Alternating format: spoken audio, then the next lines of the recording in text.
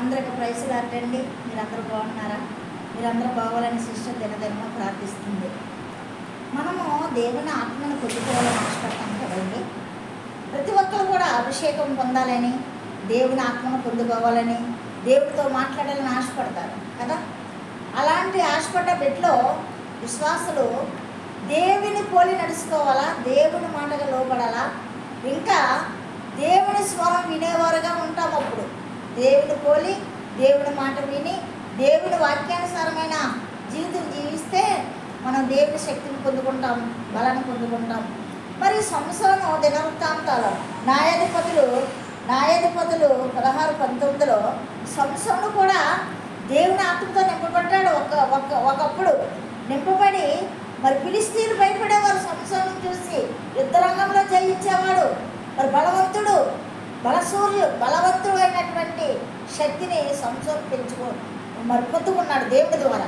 అయితే ఆ సంసోను దేవుని యొక్క మరి ఆత్మను పోగొట్టుకున్నాడు. ఏ రీతిగా పోగొట్టుకున్నాడంటే, లోకాన్ని మరి ఆ స్త్రీని ఆశించి, ఫిలిష్తీయ స్త్రీని ఆశించి తనకు లోబడిపోయి తనని మరి యొక్క ప్రేమించినప్పుడు, ఫిలిష్తీయుల యొక్క కుమార్తెను ప్రేమించినప్పుడు దేవుని ఆత్మ ఈలో నుంచి పోయింది, బలము పోయింది.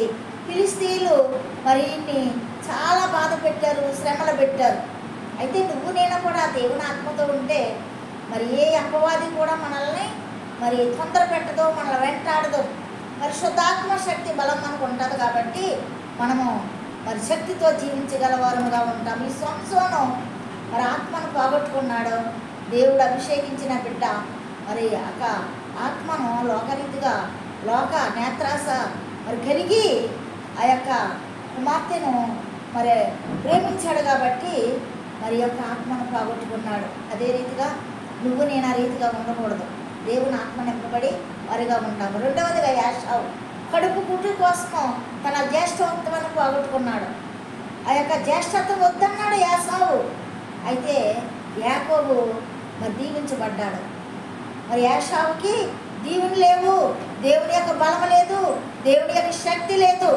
యాకోబు మరి చివరలో దేవుని ఆశించాడు, ప్రార్థించాడు. యాకోబుని దేవుడు దీవించాడు. దేవుని శక్తి ఉన్నప్పుడు, దేవుని శక్తిని పొందుకున్నప్పుడు మనకు దీవెనలు ఉంటాయి, ఆరోగ్యం ఉంటుంది, ఆయుష్ ఉంటుంది. మరి యొక్క దేవుడి మార్గంలో నడిచేవారుగా మనం ఉంటాం. సంసోనులాగా మనము దేవుని ఆత్మను పోగొట్టుకునేవారుగా మనం ఉండొద్దు. మరి యాషావులాగా కూటి కొరకు తన జ్యేష్ఠత్వాన్ని పోగొట్టుకున్నాడు. ఆ రీతిగా మనం ఉండొద్దు. కానీ దేవుని పోలి నడిచేవారుగా, దేవుని శక్తిని పొందుకునేవారుగా మనం ఉంటామండి. ఈ పరిశుద్ధ వాక్యం దేవుడు దీవించుగాక. సబ్స్క్రైబ్ చేయండి, లైక్ కొట్టండి. విశ్వశ్వరికి మరి సపోర్ట్గా మీరు ఉండండి. మీకు అందరికీ వందనాలు.